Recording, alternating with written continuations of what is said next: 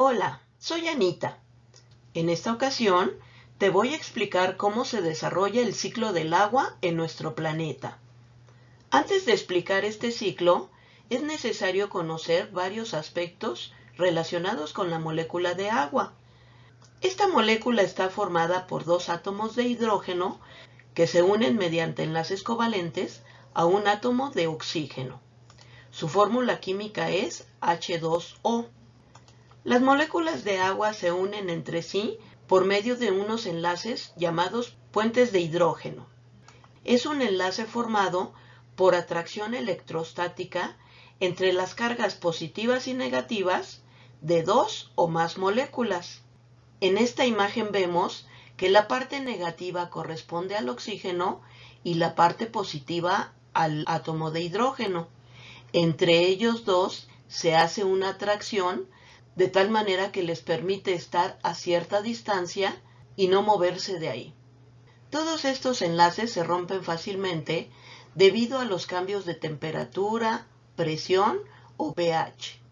El agua es el compuesto inorgánico más abundante e importante, ya que conforma las 3/4 partes de la superficie de nuestro planeta y además es vital para la vida. El agua tiene cualidades que la convierten en una sustancia única y muy preciada. Algunas de esas cualidades son, por ejemplo, el ser un disolvente universal, ya que la mayoría de las sustancias químicas se pueden disolver en ella. También tiene un elevado calor específico, es decir, que tiene la capacidad de absorber mucho calor antes de que suba su temperatura. Esto permite que la temperatura de los organismos permanezca constante aunque cambie la temperatura ambiental. También tiene un alto grado de vaporización, lo que facilita la pérdida del exceso de calor corporal en los organismos por la evaporación del sudor. Y además tiene un alto grado de cohesión y tensión superficial, lo que le permite a las plantas transportar nutrientes disueltos en agua desde la raíz hasta las hojas durante el proceso de transpiración. El agua existe en nuestro planeta en 3 estados, los cuales dependen de la presión y temperatura a la que se encuentren. Tenemos el estado sólido, líquido y gaseoso. El estado sólido se caracteriza porque sus moléculas se encuentran juntas, muy ordenadas y casi inmóviles. Además oponen resistencia a los cambios de forma y volumen. En el caso del líquido, este estado se caracteriza porque sus moléculas no están tan ordenadas como en los sólidos. Tienen más energía y por lo tanto se mueven un poco más, tomando la forma del recipiente donde se encuentran. Además tienen una densidad constante, por lo que su volumen también es casi constante, en un rango grande de presión. Y además presentan una tensión superficial y capilaridad y se dilatan a mayor temperatura. Y tenemos el estado gaseoso. Este estado se caracteriza porque sus moléculas tienen todavía más energía y no se atraen unas a otras, ya que se mueven a gran velocidad, de forma que se distribuyen por todo el espacio disponible. Todos estos estados de agregación se pueden transformar unos en otros si se modifican las condiciones ambientales, es decir, principalmente la presión y la temperatura.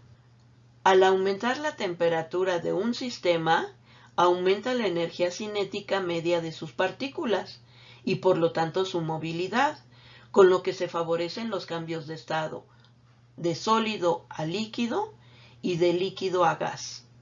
Al aumentar la presión, aumentan las fuerzas de cohesión que tienen las moléculas y se favorecen los cambios de estado regresivos, de gas a líquido y de líquido a sólido.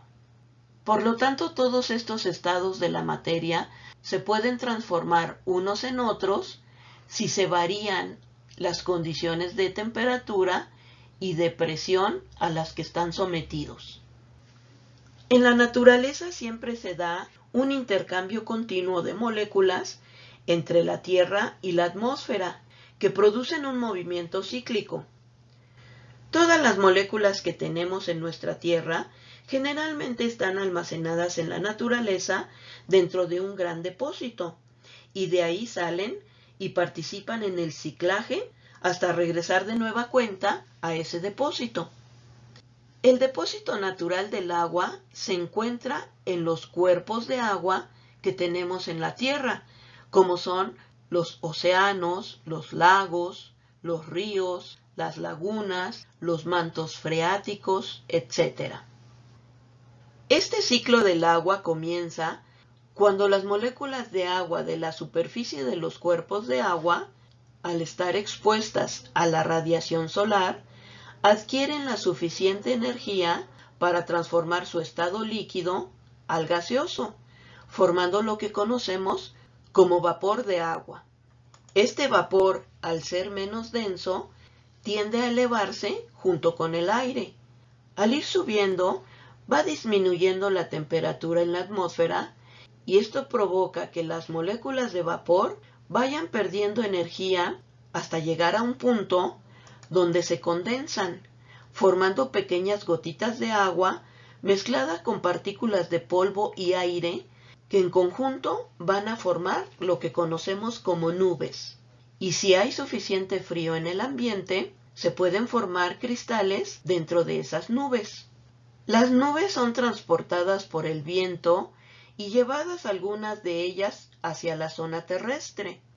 Cuando estas nubes se encuentran en zonas más frías, se acelera el proceso de condensación y las pequeñas gotas de agua van creciendo y por su peso tienden a precipitarse y caer como lluvia a la superficie terrestre. Pero si encuentran un ambiente todavía más frío, estas gotas podrán caer como nieve o granizo.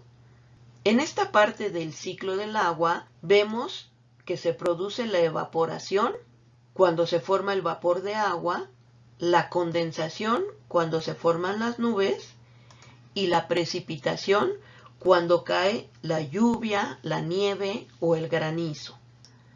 Si esta lluvia cae en las zonas montañosas, toma un cauce de escurrimiento que al llegar al suelo se filtra por los poros de la tierra hasta llegar a los mantos freáticos, donde se conduce hasta llegar a los cuerpos de agua superficiales y ahí vuelve a desarrollarse el ciclo. Por lo tanto, de esta manera, vemos que las etapas del ciclo del agua corresponden a la evaporación, a la condensación, a la precipitación y a la infiltración. Hasta aquí vemos que todas estas etapas se desarrollan en un ambiente donde no participan los seres vivos. Cuando esos seres vivos intervienen en este ciclo, el agua es tomada por los animales y las plantas para realizar sus funciones metabólicas. En el caso de las plantas, la absorben directamente por las raíces y sube por capilaridad a las ramas y follaje, donde es utilizada en el proceso de fotosíntesis. Los animales la toman directamente de los cuerpos de agua para utilizarla en su metabolismo y poder desarrollar todas sus funciones biológicas. Una vez utilizada esta agua por los seres vivos, regresa de diferentes maneras a la naturaleza. Por ejemplo, los animales orinan para sacar sus desechos y también sale en forma de vapor de agua durante la respiración. En el caso de las plantas, la devuelven durante el proceso de transpiración. En nuestro planeta, el agua cubre el 70% de la superficie terrestre y de todo ese porcentaje, el 97% es agua salada y solamente el 3% corresponde al agua dulce, que es apta para el consumo de la mayoría de los seres vivos. De toda esta cantidad de agua dulce, vamos a ver que gran porcentaje de ella va a permanecer congelada y guardada en los casquetes polares, y solamente un porcentaje menor va a estar disponible para desarrollar este ciclo. Una parte menor de esa agua dulce va a estar almacenada en la parte subterránea y por lo tanto no está tan accesible. Y solamente un porcentaje mínimo va a quedar disponible en la parte superficial de la Tierra.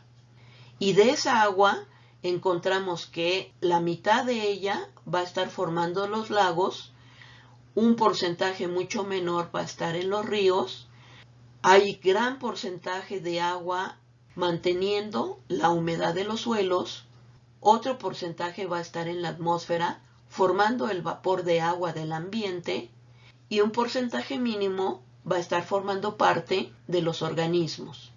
Si nos damos cuenta, el agua está presente en gran cantidad en nuestro planeta, pero de esta, solo una mínima cantidad va a estar disponible para desarrollar este ciclo del agua. Existen varios factores que afectan el ciclo del agua y muchos de ellos son consecuencia de las actividades humanas. Por ejemplo, en las zonas urbanas se producen desechos y muchas veces sin tener un tratamiento van a parar de nueva cuenta los mantos acuíferos, de tal forma que los van contaminando. En el caso de la industria, generalmente utiliza agua para enfriar maquinaria y la regresa a la naturaleza variando la temperatura y composición, lo cual provoca una contaminación tanto de los cuerpos de agua como del ambiente, ya que mucha de esa agua sale en forma de vapor. Ese aumento de temperatura provoca alteraciones tanto de la flora como la fauna, y en el caso del ambiente provocan consecuencias a largo plazo, como es el caso del calentamiento global. También se construyen grandes represas en donde se acumula un gran volumen de agua con la intención de utilizarlo posteriormente, de tal manera que se alteran los caudales naturales que tienen los cuerpos de agua.